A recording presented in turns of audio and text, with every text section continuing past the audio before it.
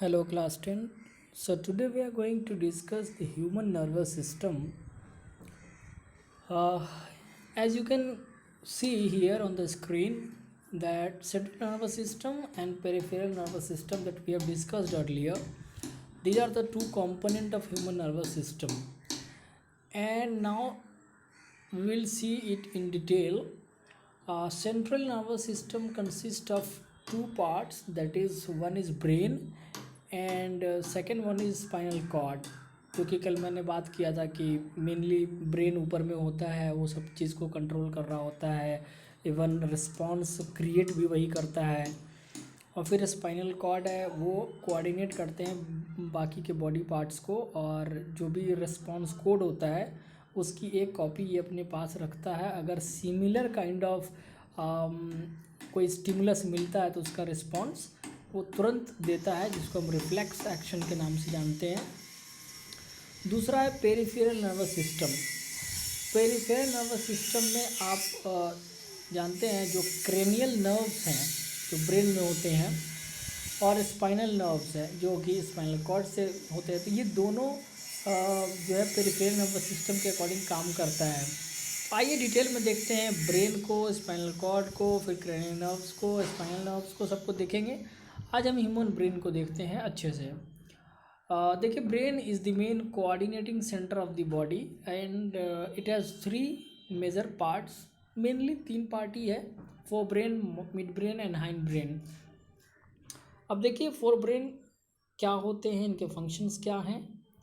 It is the most complex और specialised part of the brain. It consist of cerebrum.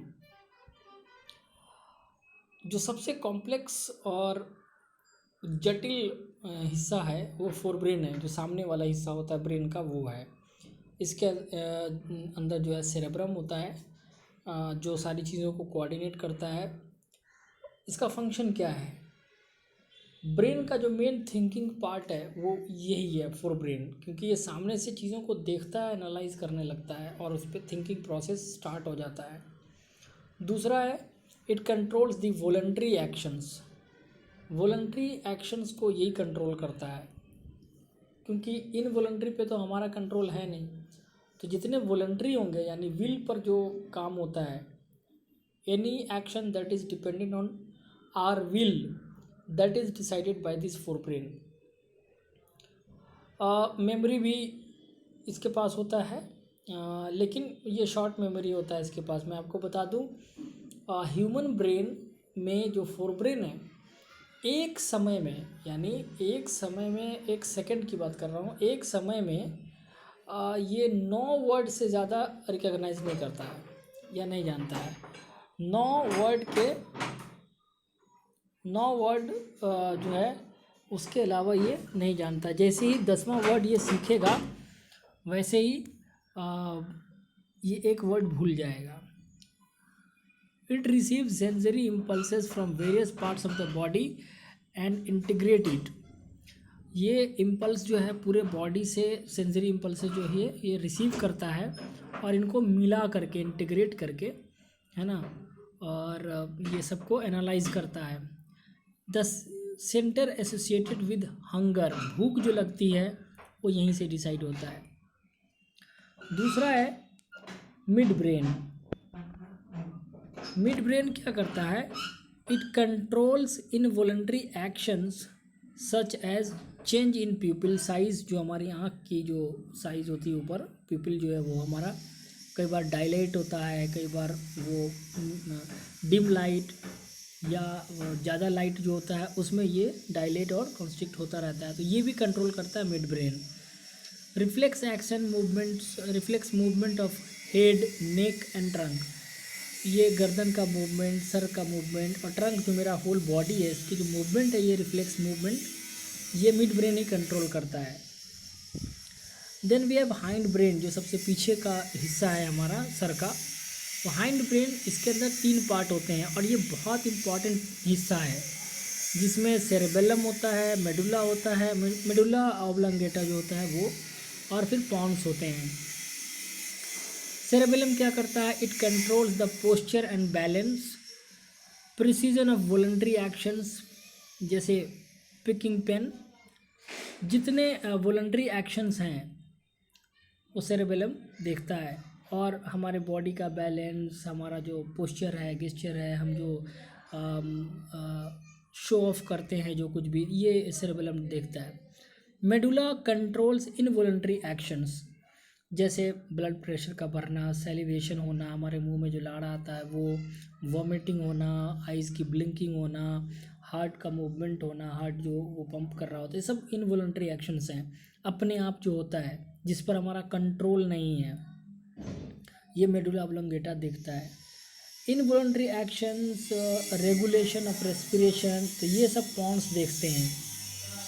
अब आप यहाँ पर फिगर देखिए, इसके फिगर में फोर ब्रेन सामने से, ये आप देख सकते हैं, ये वाला पोर्शन पूरा फोर ब्रेन,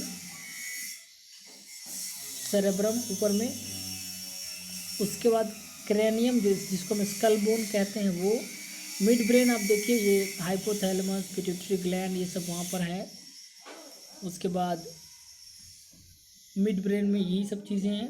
हाइंड ब्रेन को देखिए, अगर नीचे में ये वाला जो पोर्शन है, इसमें मेडुला, सेरेबेलम, पॉन्स, ये सब हाइंड ब्रेन में आता है। और फिर यहाँ से नीचे को स्पाइनल कॉर्ड निकल के चला जाएगा, और ये जा कर के क्या करेगा, स्पाइनल कॉर्ड वाला काम, जो जहाँ पीएनएस होता है वो देखेगा। Protection of brain and spinal cord, brain और स्पाइनल कॉर्ड कैसे प्रोटेक्ट किए जाते हैं, इसके लिए भी कुछ ब्रेन्स हैं, हम देखेंगे। Brain is protected by a fluid filled balloon which acts as shock absorber and it is enclosed in cranium, that is skull और ब्रेन बॉक्स। स्कल बोन हम जानते हैं ब्रेन को ही प्रोटेक्ट करता है। Then we have spinal cord, it is enclose in vertebral column, आप जानते हैं हमारा जो वर्टेब्री है उसके बीच में ये आता है, तो जो हड्डियाँ हैं वो चारों तरफ से इसको प्रोटेक्ट करता है।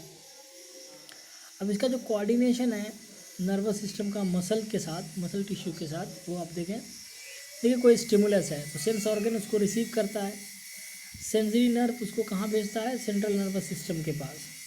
इन्फॉर्मेशन रिसीव्ड एंड प्रोसेस्ड, यहाँ पर इन्फॉर्मेशन को रिसीव किया जाता है, उसकी एनालिसिस की जाती है, फिर एक डिसीजन लिया जाता है, एक रिस्पॉन्स कोड जनरेट किया जाता है, और फिर मोटर नर्व को भेज दिया जाता है। ये मोटर नर्व क्या करता है, ये एक रिएक्शन लेके जाता है, रिस्पॉन्स लेके जाता है मसल के पास, और मसल के अंदर एक रीअरेंजमेंट ऑफ मसल प्रोटीन करता है, और फिर मसल शॉर्टन होकर के वो रिस्पॉन्स देता है। तो ये था पूरा। कल हम लोग देखेंगे लिमिटेशन ऑफ इलेक्ट्रिक कम्युनिकेशन या नर्वस सिस्टम। इसको आप कोशिश करें एक बार बुक से पढ़ने का, मैं आपको दिखाता हूँ बुक में क्या सब है।